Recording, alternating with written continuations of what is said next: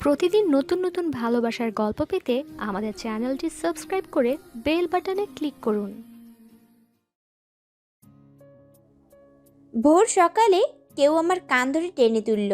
আমি ঘুম ঘুম চোখে তার দিকে না তাকিয়েই তার হাতের মধ্যে ঠাস করে একটা চড় মারলাম। এবার সে রেগে কান ছেড়ে কানের নিচে একটা থাপ্পড় বসিয়ে দিল। হকচকিয়ে লাফ দিয়ে উঠলাম। বাম কানটা ঝিমঝিম করছে। আমার সাথে কি হয়েছে তা বুঝতে আমার 2 মিনিট লাগলো। রেগে সামনে বাঘের মতো তাকাতেই বাঘ থেকে চুপসে বিড়াল হয়ে গেলাম। সামনে থাকা ব্যক্তিটাকে দেখে আমার ঘুম এক নিমিষেই পালালো। আমার সামনে দাঁড়িয়ে আছে আব্বুর ফুফাতো ভাইয়ের ছেলে তানভীর আহমেদ ওরফে তেজ। যেমন নাম তেমন কাম, সব কিছুতে তেজ দেখায় এই শয়তানটা। 13টা বাজাতে এই হারামিটাই যথেষ্ট।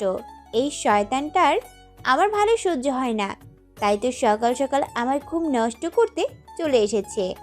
আমি এক হাতে কান ধরে ড্যাব ড্যাব করে ওর দিকে তাকিয়ে আছি। তানভীরের ফর্সা মুখটা রাগে লাল হয়ে আছে। পৃথিবীতে যদি আমি কাউকে ভয় পাই তাহলে সেটা হলো এই খাটাসটা। তানভীর বলল, তোর সাহস কি করে হলো আমাকে চড় মারিস? তুই আমার কান ধরেছিস কেন? কি বললি তুই? আমি তোকে কৈফিয়ত দিব? তুই কান ধরলে সেটা সমস্যা নেই, আর আমি চড় মারলেই সমস্যা? ভেবেছিস কি তুই সব সময় আমার সাথে এরকম করবে আর আমি চুপচাপ সহ্য করে যাব? তুই যে আমার কানের নিচে একটা দিলি। কথাগুলো একদমে বলে হাঁপ ছাড়লাম। তানভীরের দিকে তাকাতেই আমার ভয়ে কলিজা শুকিয়ে গেল। চোখ দুটো রাগি টকটকে লাল হয়ে আছে, মনে হচ্ছে আমাকে গিলে খেয়ে ফেলবে। আমি দাঁতগুলো বের করে একটা শুকনো হাসি দিলাম। তাতে লাভ হলো না। আমি ওর মন জয় করতে পারলাম না, বরঞ্চ আমার ক্যাবলাকান্ত হাসি দেখে ও আরও রেগে গেল। সামনে এগিয়ে এসে এক হাত দিয়ে আমার মুখ চেপে ধরল। আমার তো জান যায় যায় অবস্থা। তানভীর দাঁতে দাঁত চেপে বলল, খুব সাহস হয়ে গেছে তোর, আমার মুখে মুখে কথা বলিস। যে আমি রাস্তায় গিয়েছি সেই সবাইকে নাকে দড়ি দিয়ে ঘোরানো শুরু করছিস। ছাড়, লাগছে তো। ওই কানা ছাড়বি? আমার লাগছে। তানভীর সবসময় সরু ফ্রেমের চশমা পরে থাকে, যার কারণে আমি ওকে কানা বলি। কানা শব্দটা তানভীর একদম সহ্য করতে পারে না। আমার মুখে কানা শব্দটি শুনে চুল ছেড়ে ঠাস করে একটা গালে থাপ্পড় বসিয়ে দিল। আমি এক হাত দিয়ে গাল ধরে চুপ হয়ে গেলাম। তানভীর বলল, তোকে না বলেছি আমাকে কানা বলতে না, তারপরও বলেছিস। আজ তোর একদিন কি আমার একদিন। আমাকে কানা বলার মজা তোকে হাড়ে হাড়ে বুঝিয়ে দেব। আমার হাত ধরে টানতে টানতে নিচে নিয়ে এলো। আমি ভালো মেয়ের মতো চুপচাপ ওর সাথে গেলাম, নইলে যে আবার দুটো পড়বে গালে। কিচেনে মা কাজ করছে। মায়ের সামনে আমরা দুজন হাজির হলাম। তানভীর মাকে বলল, মা, আমি রিয়াকে আমার সাথে নিয়ে গেলাম। মা খুশি মনে উত্তর দিল, আচ্ছা বাবা, নিয়ে যা। দেখিস গাধাটাকে পিটিয়ে মানুষ করতে পারিস কিনা। তুই এই 1 সপ্তাহ ছিলি না, আমাদের অবস্থা না যে হাল করে ফেলছে। মায়ের কথা শুনে রাগে আমার কান দিয়ে ধোঁয়া বের হচ্ছে। তানভীর বলল, চিন্তা করবেন না মা, এখন তো আমি এসে পড়েছি, সব ঠিক হয়ে যাবে। তানভীর আমার দিকে তাকিয়ে ডেভিল মার্কা হাসি দিল। ওর হাসি দেখে আমার পিত্তি জ্বলে যাচ্ছে। আমাকে টেনে নিয়ে গাড়িতে বসালো। আমাদের বাড়ি থেকে তানভীরদের বাড়ি যেতে গাড়িতে 10 মিনিট লাগে। আমাকে গাড়িতে বসিয়ে নিজের ড্রাইভারের সিটে বসে বলল, অনেক সাহস বেড়ে গেছে তোর, মুখে মুখে তর্ক করিস। তোকে বাড়িতে নিয়ে এগুলো সুদসহ উসুল করব। আমি কিছুই বললাম না। সারা শরীর রাগে মনে হয় ফেটে যাচ্ছে, আবার ভয়ও করছে। যেদিন ওদের বাড়িতে নিয়ে যায় সেদিন আমার কপালে শনি আছে। নির্ঘাত রুমে আটকে রেখে সারাদিন আমাকে দিয়ে কাজ করিয়ে নেবে। আমি রিয়া, বাবা মায়ের দুই মাত্র মেয়ের মধ্যে বড় মেয়ে, সবে মাত্র এইচএসসি দিয়েছি। আর যে হনুমানটার সাথে গাড়িতে যাচ্ছি ওর পরিচয় তো আগেই পেয়েছেন, তার পাশাপাশি আমার হাজবেন্ড। অনার্স ফাইনাল ইয়ারে পড়ে, আমার থেকে 5 বছরের বড়। তানভীরের বাবা ও আমার বাবা বিজনেস পার্টনার। দুই ভাই সম্পর্ক ঠিক রাখতে আমাকে ও তানভীরকে বিয়ে দিয়েছে আরও 1 বছর আগে। এখন শুধু অনুষ্ঠান করে উঠিয়ে নিতে বাকি। তানভীরের পড়াশোনা শেষ হলেই আমাকে ওর ঘাড়ে চাপিয়ে দিবে। বিয়েতে আমার কোনো মত ছিল না, তানভীর এক প্রকার জোর করেই আমায় বিয়ে করেছে। কেন সেটা আমি জানি না। তানভীর ও আমি একে অপরকে তুই করে বলি, কি করব, ছোটবেলার অভ্যাস তো, তাই ছাড়তে পারি না। দুজনের সাথে সাপে নেউলে সম্পর্ক। আমি তানভীরকে রাক্ষসের মতো ভয় পাই। আমি খুব দুষ্ট, চঞ্চল ও অবাধ্য মেয়ে। কারো কথা শুনি না, যখন যা মন চাইবে তাই করব। মা আমাকে নিয়ে মহাবিরক্ত। তানভীর থাকায় তিনি বর্তমানে হাঁপ ছেড়ে বেঁচেছেন। মা ভালো করেই জানে আমি তানভীরকে জমের মতো ভয় পাই। তাই বাড়িতে কোনো দুষ্টুমি করলেই মা তানভীরকে ডাকে। মায়ের বিশ্বাস আমাকে যদি কেউ ঠিক করতে পারে সেটা তানভীর। তানভীরদের বাড়ির সামনে গাড়ি থামলো। গাড়ি থেকে নাম। আমি বাড়ি যাব। এটাকে দেখে তোর গোয়ালঘর মনে হচ্ছে? আমি আমাদের বাড়ি যাব। দেখ রিয়া, আমাকে রাগাস না, তাহলে ভালো হবে না। চুপচাপ ভালো মেয়ের মতো গাড়ি থেকে নাম। তানভীর গাড়ি থেকে নামলো। আমি ঠায় মেরে সিটে বসে আছি। আজ যদি এই বাড়িতে ঢুকি তাহলে সারা দিনও বের হতে পারবো না। তুই কি বের হবি নাকি আমি অন্য ব্যবস্থা নিব? আমি বাচ্চা ফেস করে কাঁদো কাঁদো কণ্ঠে বললাম, সরি ভাইয়া, আমি আর কখনো তোকে মারবো না, চোখে চোখ রেখে কথা বলবো না। প্লিজ ভাইয়া, এবারের মতো ছেড়ে দে। আই প্রমিস, জীবনে আর ভুল হবে না। আমার মুখে ভাইয়া ডাক শুনে তানভীরের চোখ দুটো দপ করে জ্বলে উঠল। গাড়ির দরজা খুলে আমার হাত দুটি চেপে ধরলো। ব্যথায় হাত অবশ হয়ে আসছে। তানভীর চোখ লাল করে বলল, তোকে না কতবার বলছি আমাকে ভাইয়া বলবি না? আমি তোর হাজব্যান্ড। হাজব্যান্ডকে কখনো ভাইয়া বলতে হয় না, সেটা তুই জানিস না? আমি বিড়বিড় করে বললাম, ইস শখ তো, ডং দিকে বাঁচি না, মরে যাব, তাও তোর মতো হনুমানকে বিয়ে করব না। আমার জীবনটা নরক বানিয়ে ফেললো। কি বললি তুই? আমার মতো হনুমানকে বিয়ে করবি না? তোর জীবনকে নরক বানিয়ে দিয়েছি। ভালো ছিলাম, ভালো লাগলো না। এবার আমি তোকে সত্যি সত্যি নরক দেখিয়ে দিব। আর আমাদের বিয়ে তো হয়েই গেছে, তুই আর কি বিয়ে করবি? আমি চোখ বড় বড় করে ওর দিকে তাকিয়ে আছি। আমার সব কথা শুনে নিয়েছে। এবার তো আমার খবর আছে। আমার অবস্থা এখন ছেড়ে দে মা, কেঁদে বাঁচি। তানভীর আমাকে গাড়ি থেকে নামিয়ে কাঁধে তুলে নিল। আমি হাত পা ছুটছি, ওর পিঠে ইচ্ছে মতো কিল ঘুষি মারছি, তাতেও কাজ হচ্ছে না। রাক্ষসটা নিজের মতো করে বাড়ির দিকে এগোচ্ছে। বাড়ির ভেতর এসে আমাকে নামিয়ে দিয়ে বলল, তুই সোফায় বস, আমি আসছি। আমি মনে মনে বললাম, যা না যা, তাড়াতাড়ি যা।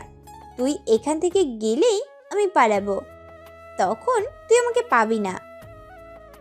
তানভীর চলে যেতেই আমি সদর দরজার দিকে দৌড় দিলাম, কিন্তু সেখানে গিয়ে আমার নিরাশ হতে হলো।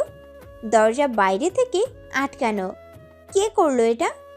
আমি দরজার সামনেই দাঁড়িয়ে রইলাম। পেছন থেকে তানভীর চেঁচিয়ে বলল, আহারে, দরজাটা বন্ধ হয়ে গেছে। আমার বউটা পালাতেও পারলো না। বাড়ি থেকে কে এই কাজটা করলো, তাকে তো শাস্তি দিতেই হয়। কি বলো বউ? কফির মগে চুমুক দিতে দিতে আমার দিকে এগুলো। ওর মুখে শয়তানি হাসি দেখে নিজের মাথা নিজেরই ফাটিয়ে ফেলতে ইচ্ছে হচ্ছে। আমার থেকে পালানো এত সহজ না। বিয়ে তুই আমাকেই করেছিস, এ বাড়িতে এসেছিস আমার ইচ্ছায়, যাবিও আমার ইচ্ছাই। আমি দাঁত কিরমির করে ওকে মনে মনে বকছি। ইন্দুরের বাচ্চা, কানা, বান্দর, শয়তান, গিরগিটি, কচ্ছপ, রাক্ষস, বজ্জাত, ইচ্ছে করছে চিবিয়ে খেয়ে ফেলি। আমার জীবনটা ভাজা ভাজা করে ফেললো। এ জীবন আর রাখতে ইচ্ছে করে না। মন চাইছে ওকে মাথায় তুলে আছাড় মারি। তানভীর বোধহয় আমার মনের ভাব বুঝতে পেরেছে, তাই মুখটা গম্ভীর করে বলল, আমাকে বকে কোনো লাভ নেই। শকুনের দোয়ায় গরু মরে না, তেমনি তোর বকা আমার গায়ে লাগবে না। লাগবে কি করে? গন্ডারের চামড়া তো। মাঝে মাঝে মনে হয় ঘুষি মেরে মুখের অবয়বটাই পাল্টে দেই। বজ্জাত কোথাকার। আর মানুষ পেলি না আমার মতো এত সহজ সরল কিউট মাসুম অবলা ইনোসেন্ট বাচ্চাটাকে না জানি আর কত কি সহ্য করতে হবে। না, এবারের কথাগুলো মুখ ফুটে বলতে পারলাম না। দাঁতের দাঁত চেপে মনে মনেই বেটা তানভীরের কুষ্টিকে সৃষ্টি করছি। যদি তানভীর এই কথাগুলো শুনতো তাহলে আমাকে মাথা নিচে পা ওপরে দিয়ে উল্টো করে ঝুলিয়ে রাখতো। কিরে, দাঁতে দাঁত চাপছিস কেন? গত সপ্তাহে তুই আমাকে বাবার হাতে বকুনি খাইয়েছিলি, আমি কিন্তু ভুলিনি। আজ তার সব শোধ তুলব। গত সপ্তাহের কথা মনে হতেই আমার হাত পা কাঁপাকাঁপি শুরু হয়ে গেল। আমি কিছু না জানার ভান করলাম। অবাক হয়ে জিজ্ঞেস করলাম, কি হয়েছিল গত সপ্তাহে? তোর কিছু মনে নেই? কই না তো। সত্যি? আমার সত্যি মনে নেই। চল, তোকে রুমে নিয়ে সব মনে করিয়ে দেই। আমি এখানেই ভালো আছি। এখানেই বলো, রুমে যাওয়ার কি দরকার? ভয় পাচ্ছিস কেন? ভয় পাবো কেন? তুমি কি বাঘ নাকি ভাল্লুক? তার থেকেও বেশি। বাই দ্য ওয়ে, বাড়িতে কিন্তু তুই আর আমি ছাড়া কেউ নেই। তোর আজকে খবর আছে। আমাকে বাবার হাতে বকুনি খাওয়ার মজা তোকে বুঝিয়ে দেব। এতক্ষণে আমার খেয়াল হলো সারা বাড়ি ফাঁকা। আশেপাশে কোনো সার্ভেন্টকেও দেখা যাচ্ছে না। কে জানি কি করে বসে। তানভীরের হাবভাবও ভালো ঠেকছে না। আমি কাঁপা কাঁপা কণ্ঠে জিজ্ঞেস করলাম, বাড়ির সবাই কোথায়? বাড়ির সবাই আমার মামা বাড়ি গিয়েছে। আমাকে অনেকবার যেতে বলেছে, কিন্তু আমি যাইনি। বাসার সব সার্ভেন্টদের ছুটি দিয়ে দিয়েছি।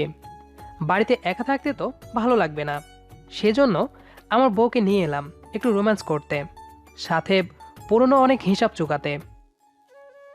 প্লিজ, আমার ভালো জামাইটা, হ্যান্ডসাম বরটা, নম্র ভদ্র ছেলেটা, শান্তশিষ্টের বাক্সটা, কেউটের ডিব্বাটা, আমার 10টা না 5টা না একটা মাত্র জামাই। তোমার সাথে আমি একা একা কি করব? তুমি ভার্সিটিতে চলে যাও, আমি বাড়িতে। ওলে আমার বউটালে, আমি তোমার মিষ্টি মন ভোলানো কথাই পড়ছি না। গত সপ্তাহের কথা আমি ভুলিনি। গত সপ্তাহে আমি তানভীরকে রাস্তার টি স্টলে বন্ধুদের সাথে সিগারেট টানতে দেখেছিলাম। আমি সুন্দর করে ছবি তুলে আমার শ্বশুর মশাইকে দেখিয়েছিলাম, যার ফলে শ্বশুর আব্বা তানভীরকে অনেক বকেছে। আর আমি দাঁত বের করে দাঁড়িয়ে দাঁড়িয়ে মজা নিয়েছি। সেই মজার উসুল যে এভাবে দিতে হবে সেটা ভাবিনি। আমি কান ধরে ওকে বললাম, সরি, আমি ওই দিন ভুল করেছিলাম। আমি কান ধরেছি, এবার তো ছেড়ে দে। আমার মতো ছোট একটা বাচ্চার সাথে তুই এমন করতে পারিস না। কি, তুই ছোট বাচ্চা? 2 দিন পর বাচ্চার মা হয়ে যাবি, আর এখন নিজেকে বাচ্চা বলে দাবি করিস? ছেড়ে দে না, সরি বললাম তো। না না না, এভাবে হবে না। আজকে সারাদিন তুই আমার কথা শুনবি, সব কাজ করে দিবি, তাহলেই তোকে মাফ করব, নইলে না। আমি তো এখনো এই বাড়ির বউ হয়ে আসিনি। এখনই যদি তোর সব কথাও কাজ করি তাহলে ভালো দেখায় বল? তানভীর রেগে আমার সামনে এসে হাত দুটোকে দেয়ালের সাথে চেপে ধরে বলল, তোর আর আমার অলরেডি বিয়ে হয়ে গেছে। এখন শুধু তোকে আমাদের বাড়িতে উঠিয়ে আনতে বাকি। সো কান খুলে শুনে রাখ, 1 বছর আগেই তুই এই বাড়ির ও আমার বউ হয়ে গেছিস। আমার কথা শুনবি না তো কার কথা শুনবি? এই ছেলে হুটহাট রেগে যায়। মাঝে মাঝে মনে হয় ইটের বাড়ি মেরে মাথা ফাটিয়ে 2 ভাগ করে দেই। ঠিক আছে, আমি তোর সব কথা শুনবো। এবার হাতটা ছাড়, ব্যথা পাচ্ছি তো। গুড গার্ল, আমার সাথে রুমে আয়। তোর রুমে কেন? বেশি কথা বলবি না। আমি কথা না বাড়িয়ে চুপচাপ ওর পেছন পেছন চলে এলাম। রুমে ঢুকতে ঠাস করে দরজাটা লাগিয়ে দিল। আমার বুকটা ধক করে উঠল। ছেলেটার মতলব মোটেই ঠিক লাগছে না। তুই দরজা আটকালি কেন? আমার রুম, আমি যা খুশি তাই করব, তোর কি? বজ্জাতের সাথে ঝগড়া করতে ইচ্ছে করছে না। কি জানি আবার উল্টাপাল্টা কিছু করে বসে কিনা। তানভীর বেডে হাত পা ছড়িয়ে শুয়ে পড়ল। তোর সাথে বকবক করে আমার মাথা ধরে গেছে। আমার মাথায় ওষুধ লাগিয়ে একটু টিপে দে তো। কি? বেশি কথা বলতে না করেছি, নইলে কিন্তু আমি রোম্যান্সের মোডে চলে যাব, তখন আমাকে ছাড়াতে পারবি না। ওর কথা শুনে আমার দম বন্ধ হবার উপক্রম। আমি ওষুধ নিয়ে ওর মাথায় লাগাতে শুরু করলাম। তানভীরের পাশে বসতেই ওর মাথাটা আমার কোলে রাখলো। কিছু বলতে পারছি না, করতেও পারছি না, আবার শুইতেও পারছি না। আমি এখন ঘুমাবো, তুই এভাবেই থাকবি। যদি ঘুম থেকে উঠে না পাই তোর খবর আছে। মনে মনে বললাম, আমার ঘুম নষ্ট করে নবাবজাদা আরামে ঘুমাবে? খাটাসটা, তুই একবার ঘুমিয়ে তো দেখ। আমি আজও যাব, কালও যাব, তুই আমাকে খুঁজে পাবি না। পরেরটা পরে দেখা যাবে। খবর তুই আমার কি নিবি? খবর তো নিব আমি তোর। ওষুধ লাগিয়ে আমি মাথা টিপে দিচ্ছি। মাথা টেপার সাথে সাথে ওকে বকছি। কিছু সময় পর তানভীর ঘুমিয়ে পড়ল। ওকে আস্তে করে বালিশে শুইয়ে দিলাম। পা টিপে টিপে দরজার সামনে গেলাম। দরজার হাতলে হাত রাখতেই পুরো রুমে সাইলেন্ট বেজে উঠল। ভয়ে কাঠ হয়ে আছি। পেছনের দিকে ঘুরতেই গালে ঠাস করে একটা থাপ্পড় পড়ল। মানা করেছিলাম না আমার কাছ থেকে উঠতে? শুনিসনি কেন? আমি এত বুদ্ধ নই। আমি ভালো করে জানতাম তুই এখান থেকে পালাবি, তাই আগের থেকে সব রেডি করে রেখেছিলাম। আমার চোখটা লাগাতে দেরি, তোর পালাতে দেরি নেই। তোর এত কি সমস্যা? তুই কি অন্য কোনো ছেলের সাথে আছিস? নিজের হাজব্যান্ডের সাথে রয়েছিস, তারপরও তুই এমন কেন করিস? তুই কি আমাকে একটু বোঝার চেষ্টা করিস না? না, এর মধ্যেই তোকে ঘরে তুলতে হবে। খুব বেড়ে গেছিস, তোর ভার আমি কমাচ্ছি। ভেবেছিলাম তোকে বিকেলবেলা দিয়ে আসব, কিন্তু না, বাবা মা 10 দিনে না আসা পর্যন্ত তুই আমার কাছেই থাকবি। তানভীরের কথা শুনে আমি গাল ধরে ফ্লোরে বসে পড়লাম। হাত পা ছড়িয়ে কপাল চাপড়াতে মরা কান্না শুরু করে দিলাম। মা গো, আমি কোন দজ্জালের হাতে পড়ে গেছি গো। আল্লাহ, আমার মতো ছোট্ট অবলা শিশুটাকে এমনভাবে কষ্ট দিচ্ছ কেন গো? আগে জানলে বিয়ে করতাম না গো। একবার ভুল করেছি তো, কি হয়েছে? জীবনে আর বিয়ে করবো না গো। কে কোথায় আছো গো? আমায় বাঁচাও গো এই বজ্জাটার হাত থেকে। হারামজাদা, তোকে আমি ডিভোর্স দিব। এতক্ষণ আমার কথা শুনে তানভীর বেডে আরাম করে বসে খুব মজা পাচ্ছিল। 2 গাল হাতে দিয়ে মিট মিট করে হাসছিল। ডিভোর্স শব্দটা শুনেই রেগে আমার কাছে এলো। এবার ডান কানের নিচে জোরে একটা কষিয়ে থাপ্পড় মারলো। আমি এবার আর সহ্য করতে পারলাম না। সেন্সলেস হয়ে ফ্লোরে পড়ে গেলাম। পরের আগে শুনতে পেলাম তানভীর বলছে, তোকে আমি বিয়ে করেছি কি ডিভোর্স দেওয়ার জন্য? তুই চাস বা না চাস, সারা জীবন তোকে আমার সাথেই কাটাতে হবে। আমি তোকে কখনো ছাড়বো না। তোকে ছাড়লে যে আমি বাঁচতে পারবো না। কেন বুঝিস না তুই আমাকে? তারপর কি হয়েছে আমি আর কিছু জানি না। গত 1 ঘন্টায় আমি 4টা থাপ্পড় খেয়েছি।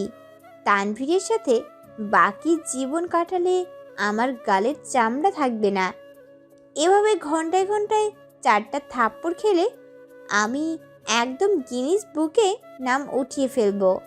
সব যোগাযোগ মাধ্যমের হেডলাইনে লেখা থাকবে, স্বামীর হাতে থাপ্পড় খেয়ে বিশ্ব রেকর্ড করলো এক নারী।